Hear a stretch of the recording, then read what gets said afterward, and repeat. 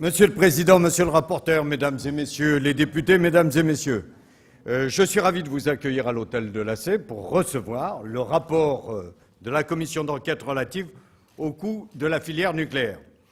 Je veux d'abord rendre hommage au travail de grande qualité du rapporteur, Denis Baupin, et à la présidence des débats assurée par François Brottes. Je salue aussi tous les membres de la commission d'enquête. Vos travaux se sont effectués dans un délai très contraint. Vous avez énormément travaillé, notamment en procédant à 75 auditions pendant ces 5 derniers mois. Vous avez travaillé sur un sujet qui, je le crois, est primordial pour tous les Français, dans un contexte de coûts croissants de la production d'électricité nucléaire en France, encore rappelé par la Cour des comptes il y a 2 semaines. Il fallait éclairer et apporter l'information la plus complète possible sur la filière du nucléaire. Cette filière occupe aujourd'hui une place prépondérante dans le mix électrique national puisqu'elle permet de produire 75% de l'électricité en France, comme chacun d'entre vous le sait. C'est pourquoi il était important que la représentation nationale se saisisse du sujet pour donner des clés de compréhension à tous, puisque celle-ci va être sollicitée dans les prochaines semaines par le gouvernement sur le projet de loi de programmation pour la transition énergétique tant attendue. Et la tâche était complexe. Le coût croissant de l'électricité nucléaire vient impacter fortement le pouvoir d'achat des ménages et augmente les charges des entreprises dans un contexte économique déjà très difficile. L'arrivée prochaine des 40 ans de durée de vie des réacteurs entraîne de nombreuses incertitudes.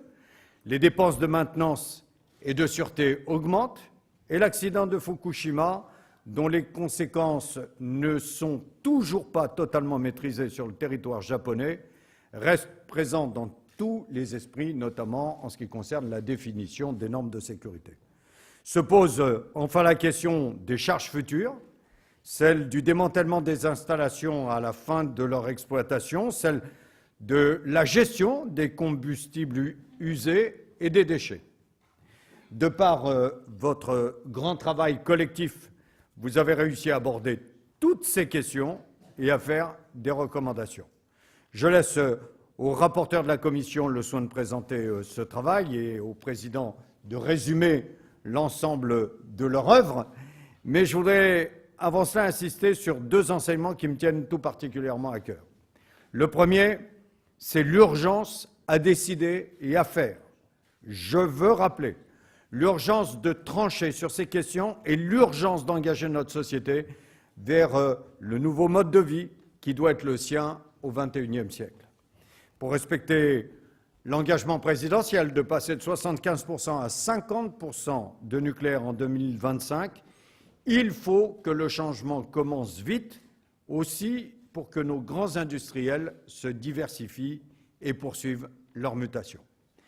La France, qui est le pays hôte de la prochaine conférence climat 2015, se doit de montrer l'exemple et d'avoir elle-même adopté les dispositions nécessaires au changement de comportement avant que ne commencent les négociations.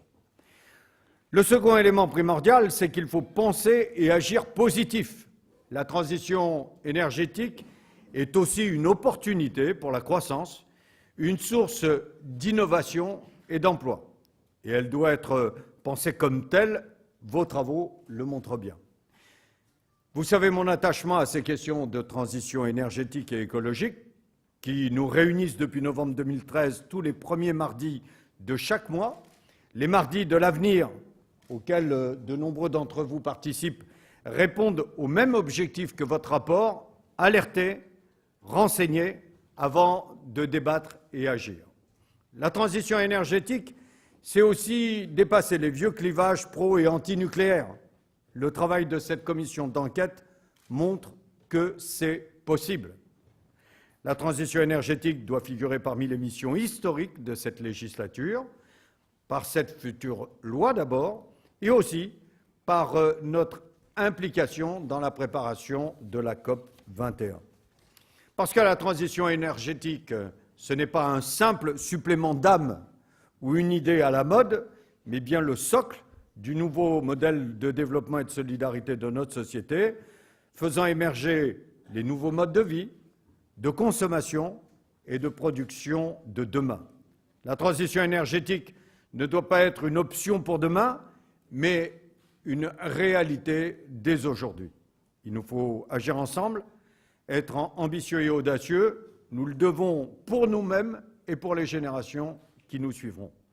Ne passons pas à côté de notre histoire. Je suis certain que votre rapport constituera une base utile pour nos prochains débats. Il sera un outil précieux pour arriver à un élan du plus grand nombre vers ce nouveau projet de société tant appelé de nos vœux.